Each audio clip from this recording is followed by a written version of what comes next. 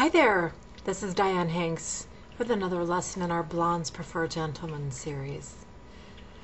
I've been very mindful about different comments that I've been receiving and notes and emails and phone calls and all that sort of thing, and I've really realized something that is really important, so much so that I would like to focus on it today, on a whole segment devoted just to it, and it is intelligence and profanity.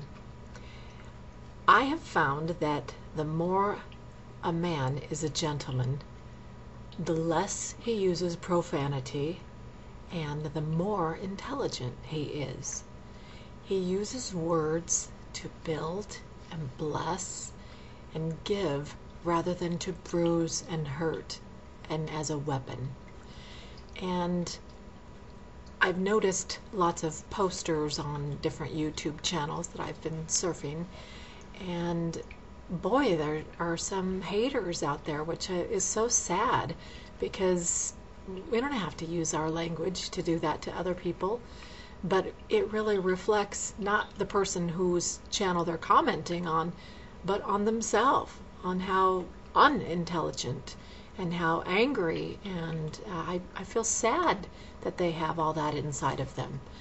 And the more a person gets to the different levels of intelligence that we're talking about, the more he knows he'll never know that there's a continual thirst for knowledge and for learning, and is grateful for the opportunity to continue to learn and to share and to give life to people through his intelligence and knowledge of things.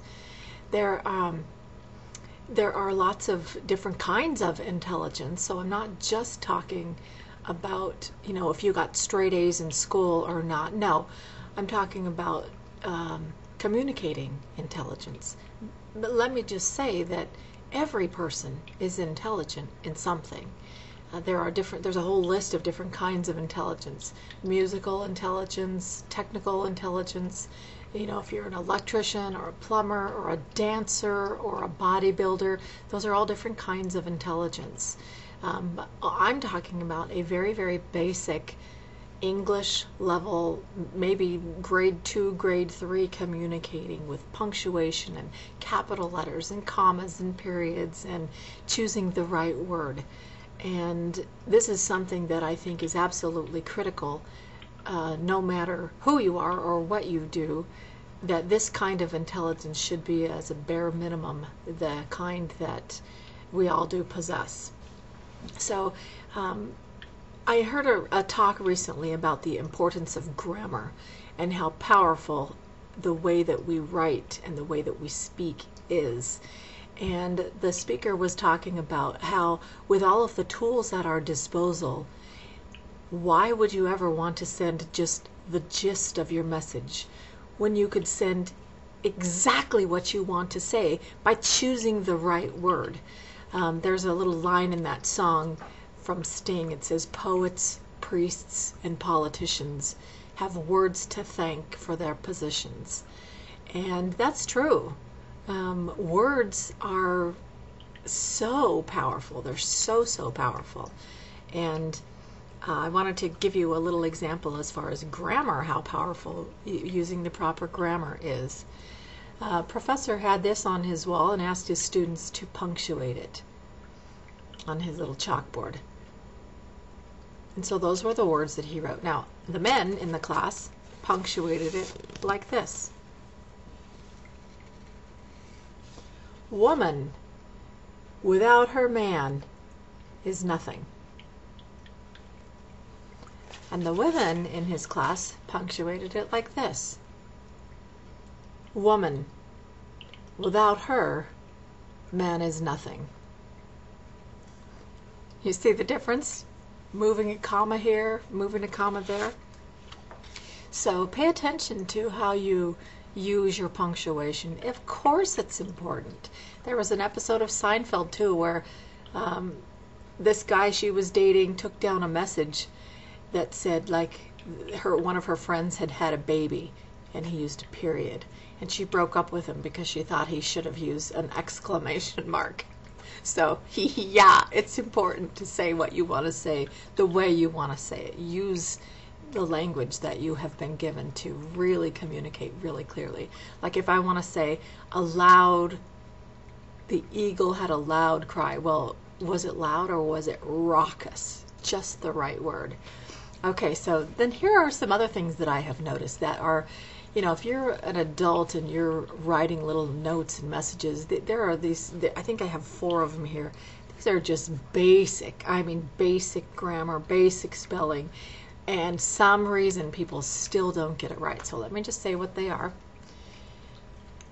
These are easy to figure out how to use which one. It is.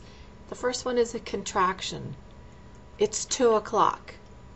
IT apostrophe S. It means it is. And then it's means possession. The dog was chasing its own tail. The train was full of its passengers. Possession of a thing. Okay, now we have this one, then. You can say then and then, but most people just say then. Well, if I take you here, then you have to go with me there. Okay, that's this one. This one is comparison. Oh, I loved that movie so much better than the other one. Okay, that one's comparison. Then and then. Use those properly. This one, your. Again, this is a homophone. It's a little set of homophones. There's so many, but these are the ones that I have found are the most misused. Your. Is this your car? That means possession. Your. Wow, you're looking lovely today. You are. If you can say you are instead of your, then that means it's this one with an apostrophe, because it's a contraction. And then your, in days of yore, which is Old English, and we really don't use that one anymore. That one I don't see misused too much, but I wanted to put it in there so I'd be thorough. And then we have my favorite, or my least favorite, my biggest pet peeve, I guess you should say. There, and there. We've got there, they're coming. THEY apostrophe RE. It's a contraction for they are. If you can say they are, then this is the one you need to be using with a contraction. Apostrophe. There. Is this their house? Possession. And then finally there. Please put this over there. Now I was an English teacher for many years, and there's so many funny things about the English language, but these are not funny. If you misspell these and you mischoose the wrong ones, it shows that you're, careless or not as intelligent. Actually, it's not even have to do with intelligence. It has to be doing with mindful, being thoughtful, and choosing just the right word that you want to say. So the more you get closer to being, your most intelligent self, the less likely you'll be to use profanity. I have found that the more uneducated a person is, the more profanity he uses. And so I don't want to belabor the point about, don't cuss, don't do this, don't do that, because I want to encourage using positive language and using great language and using words to really express what you want to say. So, because a gentleman always uses words that build people and make them feel better. I don't think that the people who use hateful language, they have no interest in being a gentleman, and I don't have interest in having them be all over my channel.